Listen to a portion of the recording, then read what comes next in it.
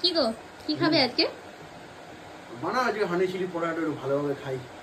চলো তাহলে দুজন মিলে বানাই। চলো তাহলে টিভিটা বন্ধ করে দিই। প্রথমে আলুগুলোকে লম্বা লম্বি করে কেটে নিয়ে জলে ধুয়ে নিতে রাখবে। তারপর একটা প্যানের মধ্যে একটু জল গরম করে তার মধ্যে একটু লবণ দিয়ে আলুগুলোকে ছেড়ে দিতে লাগবে। আলুগুলো যখন 50% সিদ্ধ হয়ে যাবে তখন জলটাকে একটু ঝরিয়ে নিতে লাগবে। তারপরে একটু কর্নফ্লাওয়ার আর ময়দা দিয়ে আলুগুলোকে একটু ম্যারিনেট করে 10 মিনিটের জন্য রেখে দিতে হবে।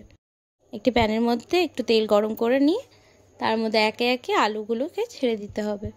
তারপরে আলুগুলোকে একটু মচমচে করে তুলে নিতে লাগবে। তারপর একটি অন্য প্যানের মধ্যে একটু তেল গরম করে তার মধ্যে একে একে আদা, রসুন, লঙ্কা, পেঁয়াজ দিয়ে একটু ভাজাভাজি করে একটু মধু, green chilli sauce, soya sauce, tomato sauce দিয়ে সাদা তিল দেওয়ার পর ভাজা আলুগুলোকে সেটাতে দিয়ে দিতে হবে। নামানোর আগে একটু সাদা তিল দিয়ে সেটাকে নামিয়ে নিতে হবে।